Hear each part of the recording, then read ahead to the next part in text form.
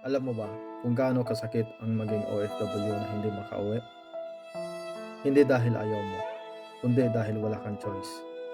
Habang ang iba ligtas sa bahay nila, ikaw nandito sa ibang bansa, nag-aantay ng flight na baka hindi dumating. Araw-araw, tinitignan mo ang phone mo, umaasang may good news. Pero ang dumating, puro delay, puro cancel, puro wait. Sa bawat gabi, tahimik kang umiiyak. Hindi dahil mahina ka, kundi dahil pagod ka na. Pagod na magpakatatag. Pagod na malayo sa pamilya. Pagod na hindi alam kung kailan ka makakauwi. At ang pinakamasakit, yung alam mo kailangan ka ng pamilya mo, pero hindi ka makabalik.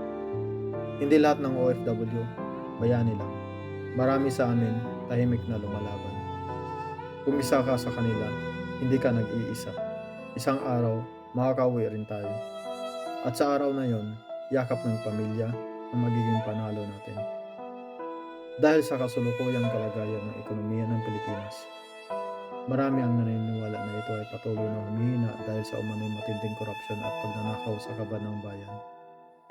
May mga alegasyon na may ilang opisyal ng gobyerno, kabilang ang ilang kongresista at maging ang kasulukuyang administrasyon na sangkot sa mga isyong ito. Matagal nang binabato ng kontrobersya ang apelyedong Marcos. Mula noong panahon ng ama hanggang sa kasalukuyan. Ayon sa mga kritiko, mas lumalala umano ngayon ang sitwasyon dahil sa patuloy na isyu ng maling paggamit ng pondo ng bayan para sa pansariling interes, pati na rin sa pagbibigay ng suporta sa mga taong nagtatanggol sa kanila.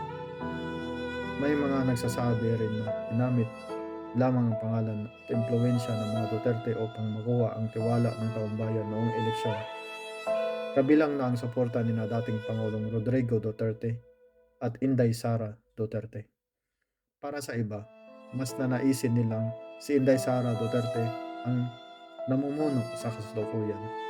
Sa kabila ng lahat, nananatiling matatag ang panawagan ng mga Pilipino para sa pagbabago at mas maayos na pamahalaan. Malapit na ang panahon ng paniningil at pagbabago. Laban lang, Pilipinas. Mabuhay ang Pilipinas!